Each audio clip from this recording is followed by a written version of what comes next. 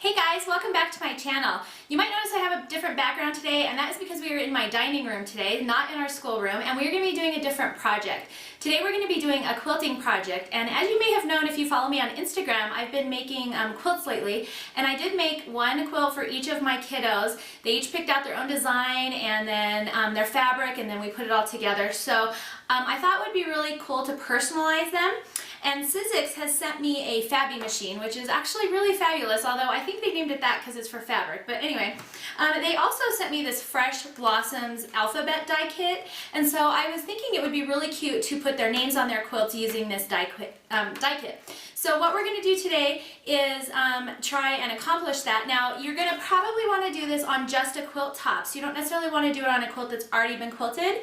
Unless you hand stitch your letters on, you would see the stitching on the front side of your quilt or the back side, whichever side you're not putting your letters on. So I'm going to do it on a quilt top that has not been quilted yet. If you're interested in sticking around for this project with me, let's get started.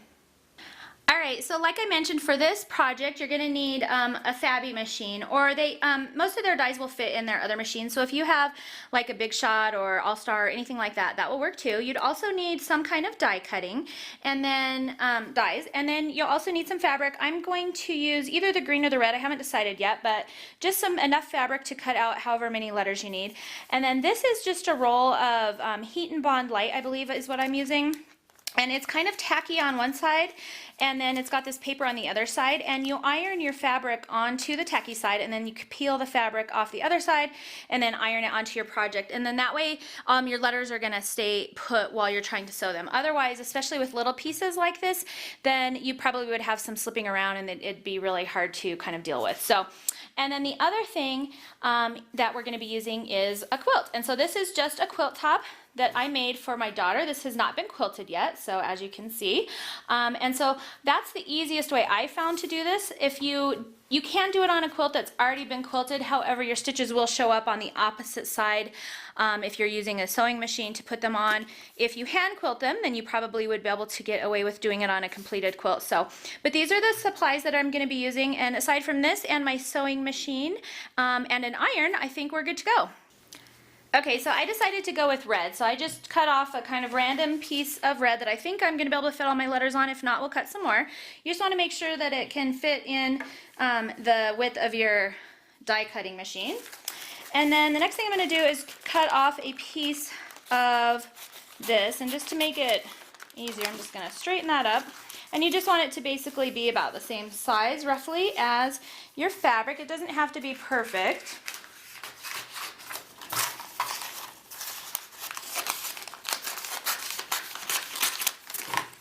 Alright, so that's ready to go. We're going to bring this over to the ironing board and iron our fabric on. Alright, so you're going to just want to follow whatever instructions you have for the bonding element that you're using. Like I said, this is Heat and Bond Light, and all that you really need to do is just take a warm iron, and most of them don't want steam, so you'll just want to pay attention to your instructions for that, and usually you just need to press it on for about 10 or so seconds just to kind of secure your fabric to the glue. You might also want to just try and keep your iron off of the sticky, because it will get on your iron and you'll have to clean it off, and that's just kind of a hassle.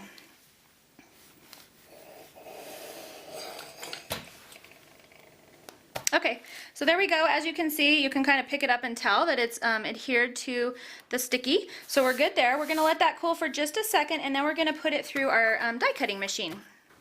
Alright, so we're back over at our work surface, and I'm going to take my first die, and it's probably almost impossible to see on camera, but the dies have a hard plastic side, and then they have this kind of rubbery side, and if you're in person you can see the letters on here, and there's 2 letters on this particular die that I'm going to need, and so I'm basically just going to kind of put my fabric up against that, and then just cut out a piece that I think will basically fit on there.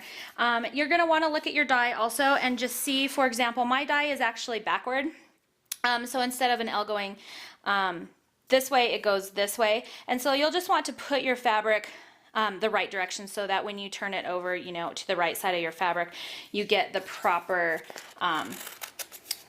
layout for your letter. All right, so I've got 2 letters on this particular one, so I'm going to cover, just make sure that your fabric is completely covering your letter. If you have to kind of lift it up and check. And then for these machines, they come with these plastic padding. And so what you're going to want to do is put one on the bottom. And then you'll put your die in. This is called a sandwich, a die sandwich, I believe.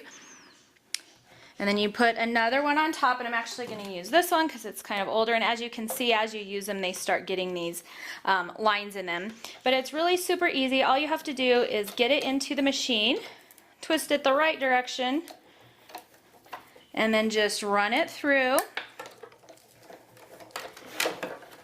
And then when you take it out, your letters should just pop right out of the fabric. And this one had a little bit of fraying, but not too bad. So there's one of them. Here's another one.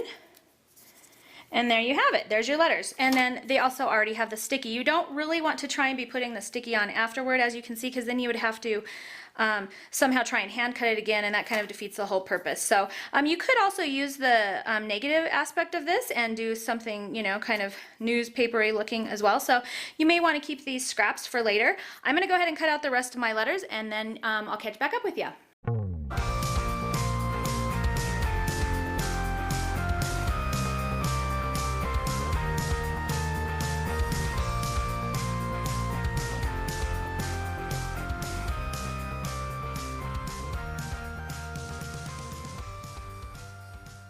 So now that your letters are all done, I'm back over at my ironing board, and you're just going to want to take your letters and just peel the paper backing off just gently, and that leaves, I don't know if you can see it, it's a little bit shiny, that leaves the kind of sticky on the back of your letters, and then you just need to kind of put them in place where you want them, and until you iron these on, you can move them around and all of that kind of stuff. It's usually pretty easy to peel off this paper. If it's difficult to peel it off, then it's a possibility that you didn't adhere it well enough, and you might just need to hit it with the iron another time just to make sure that the front is actually stuck to the fusible part of the webbing. So go ahead and just finish peeling off your stickers like I'm doing, place them on your quilt, and then we're ready to iron them on. And then you're just going to take your iron once you're happy with placement and just set it down for a few seconds, pick it up, set it down. The reason you want to do that is because you don't necessarily want to be sliding your iron around and moving your letters around. I have also, for these smaller projects, even used some of the spray basting just to hold them in place long enough for me to stitch them on. One reason I like the spray basting is because the fusible webbing will give you a little bit of a stiffer feel to your project, and so it really kind of depends on your project and what you're doing as to what you're going to want to use.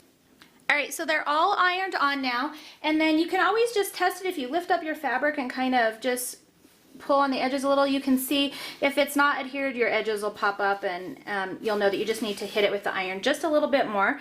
But I think we're good, so let's head over to the sewing machine and get these sewed down. Alright, so my machine, normally I leave my 1/4 of an inch foot on there just because that's usually the one that I need. But for this project, I'm going to take that foot off and set it aside, and I'm going to use this one, and I don't know what the name is, and hopefully you can see it okay, but it's clear right here, and there's a little tiny arrow on it, and so that allows me to see what I'm doing whenever I'm appliquing anything, and the arrow goes right to the middle, so I actually put that arrow right on the edge of the fabric so that if I'm doing like a zigzag or whatever, I'm making sure that I'm catching the applique piece plus my quilt piece. So I'm just going to go ahead and pop that on really quick.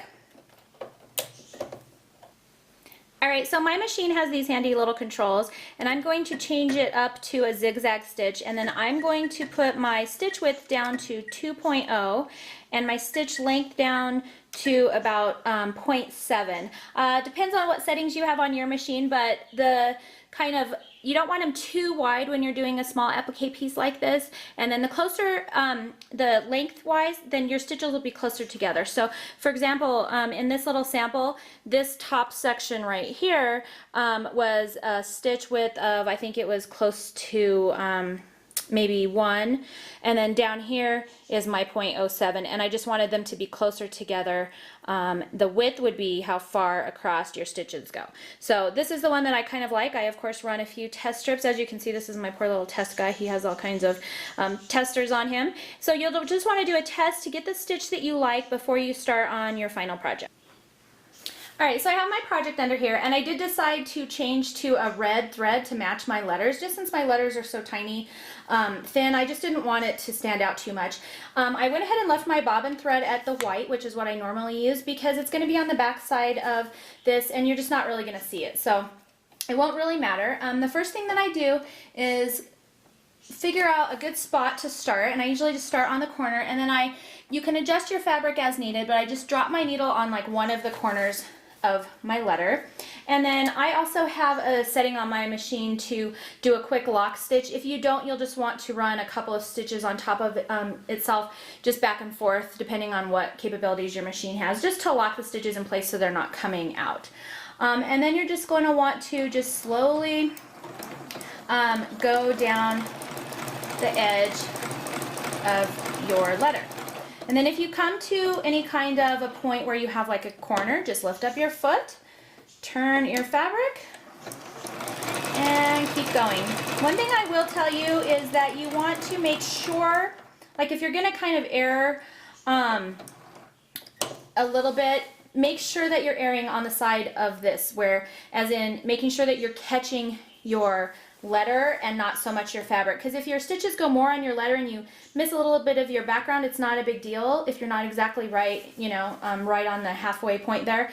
However, if your stitches go off your letter and just onto your quilt, when you stick this in the wash, this is going to start peeling up and fraying, and we don't want that. So like I said, if you're going to err at all as far as your stitches go, make sure that you're getting at least your applique piece in your stitch.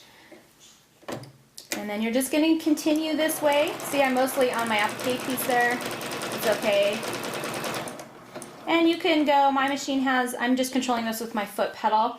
By the way, I'm also sewing barefoot. I feel like I have a lot more control that way, so I don't ever sew with shoes on.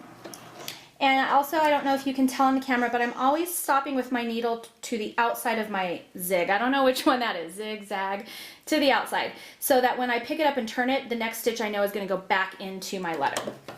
And you're just going to keep on going. Now this is where I have a Juki G210.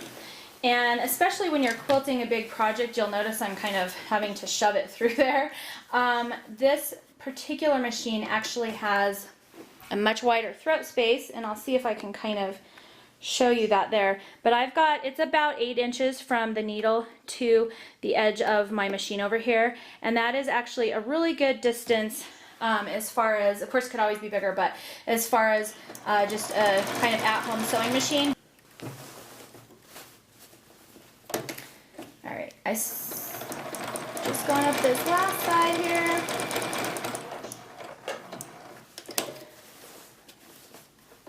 And then before I come back over here, I'm just going to trim off this little thread. Just make sure you don't cut your quilt. I like to use these kind of smaller little snips for this kind of stuff, just because if you're trying to get your big scissors in there, it can kind of cut off more than you want.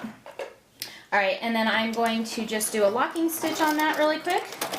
Trim it. And there we have one of our letters. Alright, and then as you can kind of see, here's the back side. And so you can definitely see the outline of your letter on there. So you just want to be mindful of that if you're sewing on like a completed quilt top or anything like that. So we're just going to keep continuing on with our letters just like we did there. Just find a good kind of starting and stopping place and get all of your letters appliqued on. And just, this is kind of like, it doesn't have to be perfect. You know, these are kind of handmade and the letters are kind of a little bit wonky, and so just do your best, just take your time. If you have a machine setting on your quilt or on your sewing machine that is a speed setting and you can kind of slow it down, you might want to do that just so that you don't get too kind of crazy with the foot.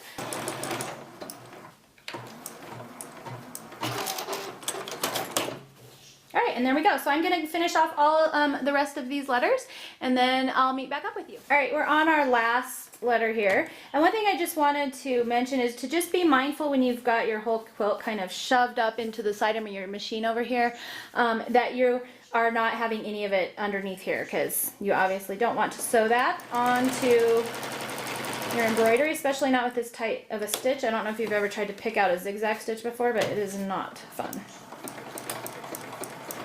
So that is it.